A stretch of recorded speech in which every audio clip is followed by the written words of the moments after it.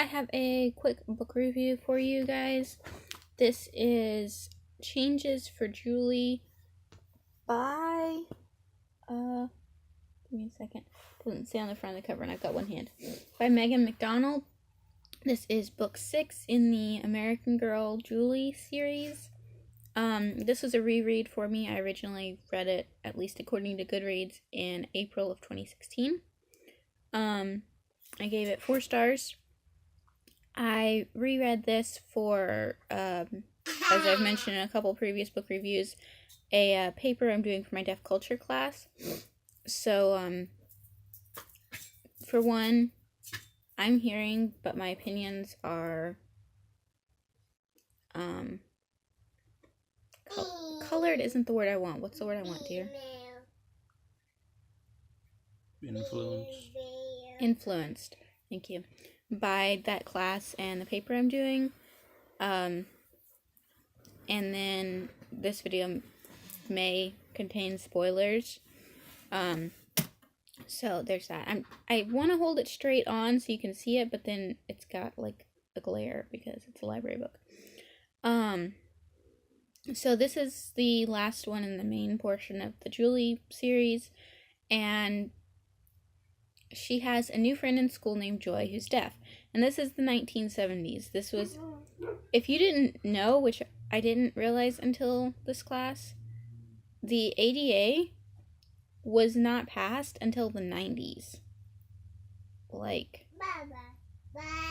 I forget which law it was, but they had just had a law in the 70s that mainstreamed kids with disabilities and also deaf kids. Which was supposedly the quote-unquote least restrictive environment. They are supposed to be put in the least restrictive environment. And, oh, that's totally public school, right? And for a lot of kids, yeah, but for deaf kids, that's not necessarily true. So she has a friend named Joy, and there was no ADA, so she didn't have an interpreter in class. And she was having trouble understanding, lip reading, understanding what the teacher was saying. And she tossed a note to Julie to ask her for clarification, and they both got in trouble. The teacher would not listen to what was actually going on, didn't seem to care. And they both got detention. And their detention was writing sentences, which I agree with Julie is a really dumb punishment. It teaches the kid nothing.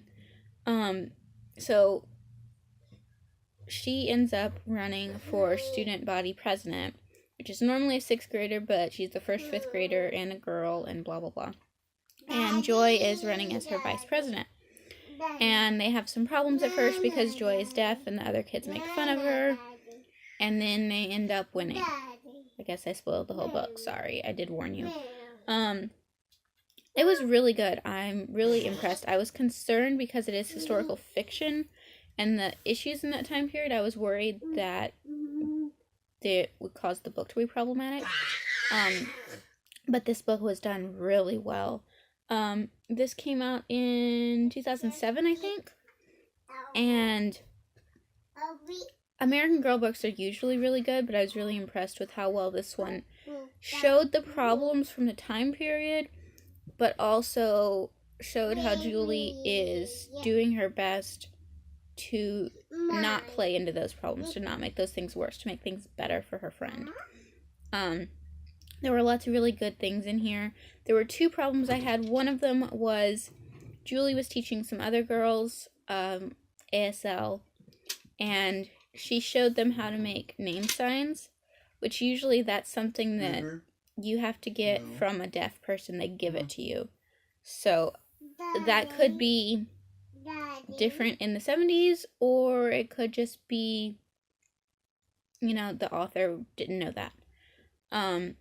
The only other thing is in the back of American Girl books, there's always a section called Looking Back, which tells you some nonfiction history about, like, what's going on in the book.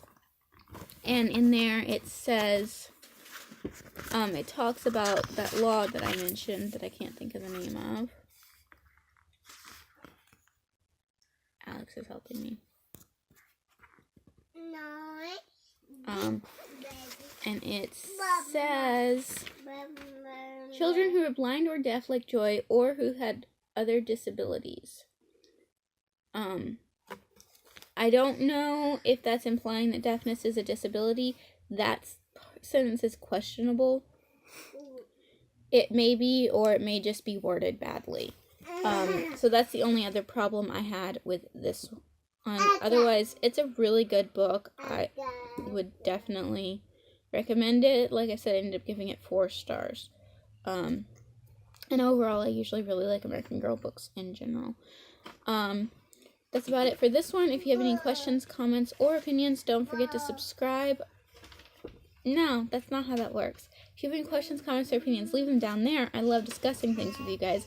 Don't forget to subscribe, and I will see you guys next time. Bye.